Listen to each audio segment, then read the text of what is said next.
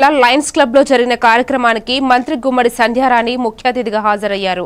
అనంతరం ఆమె మాట్లాడుతూ బాలికలను రక్షిద్దాం, బాలికలను కాపాడుకుందాం అనే నినాదాలు చేసి ముఖ్యంగా బాలికలను ఉన్నత చదువులు చదివించి తీర్చిదిద్దే బాధ్యత తల్లిదండ్రులదేనన్నారు. విద్యార్థులను ఉన్నత శిఖరాలు అందించే బాధ్యత మనకందరికీ ఉందని ఆమె అన్నారు. ముఖ్యంగా అన్ని రంగాలలో బాలికలను సమానంగా చూడాలని మంత్రి అన్నారు.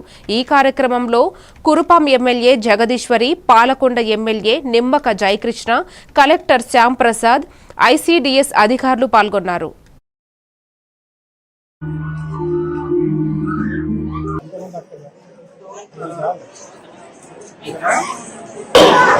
జాతీయ బాలికల దినోత్సవం సందర్భంగా పార్వతీపురంలో బాలికలందరితో ఒక కార్యక్రమం ఏర్పాటు చేసుకున్నాం.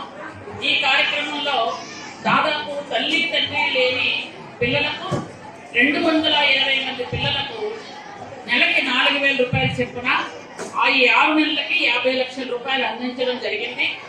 అలాగే ముఖ్యమంత్రి చంద్రబాబు నాయుడు గారు పార్వతీపురం జిల్లా మీద ఎంత అభిమానం అంటే ఇక్కడ ఐటీడీఏని మళ్ళీ పూర్తి స్థాయిలో పనిచేసే విధంగా చేశారు.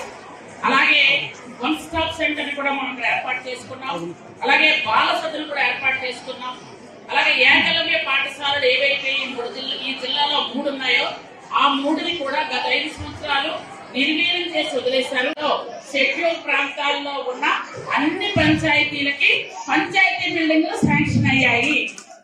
అవి 22 కోట్ల రూపాయలతో శాంక్షన్ అయ్యాయి. అవి మొత్తం 86 శాంక్షన్ అయ్యాయి. మాకు చాలా సంతోషంగా ఉంది. హిల్టాప్ ఏరియాలో కూడా పంచాయతీ బిల్డింగ్ ఉంటే ఆ పంచాయతీ బిల్డింగ్ అక్కడ ఉన్నటువంటి గిరిజనులు ఇక్కడ ఐటీడీఏ దగ్గరకు రావడము, లేదా మా దగ్గరకు రావడము, లేదా కట్టగారి దగ్గరకు రావడం రావాలి అంటే సిగ్గు భయం పిడియంతో రారు. కాబట్టి ఆ పంచాయతీ ఆఫీస్ కడితే అక్కడికే వెళ్ళి వాళ్ళ తాలూకా కష్టకాలు చెప్పుకుంటారు. అలాగే ఈరోజు బాలల దినోత్సవం కాబట్టి ఈ విషయం ఏంటంటే బాలికల తాలూకా చైల్డ్ మ్యారేజెస్ ఏవైతే ఉన్నాయో అవి ఆపాలని మేమందరికీ రిక్వెస్ట్ చేస్తున్నాం. ఎందుకంటే చిన్న చిన్న పిల్లలకి పెళ్ళిళ్ళ పేరుతో వాళ్ళు చేస్తున్నాం. ఎందుకంటే నా శాఖలో ఉన్నటువంటి ఈ అంగన్వాడీ సెంటర్స్ ని చంద్రబాబు నాయుడు గారు ప్రతి సెంటర్ కి 1,00,000 రూపాయలు శాంక్షన్ చేశారు.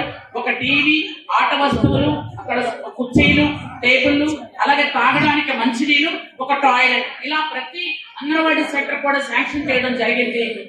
కాబట్టి ఒక సంవత్సరంలో అన్ని సెంటర్స్ లో పూర్తి స్థాయిలో అన్ని విధాలుగా మెరుగుపడతాయి. అలాగే ఒక సంవత్సరంలో ప్రతి గిరిజన గ్రామానికి రహదారి సౌకర్యం వచ్చే విధంగా, అలాగే ప్రతి గిరిజన గ్రామానికి త్రాగునీటి సౌకర్యం వచ్చే విధంగా ముఖ్యమంత్రి చంద్రబాబు నాయుడు గారు అన్ని ఏర్పాట్లు కూడా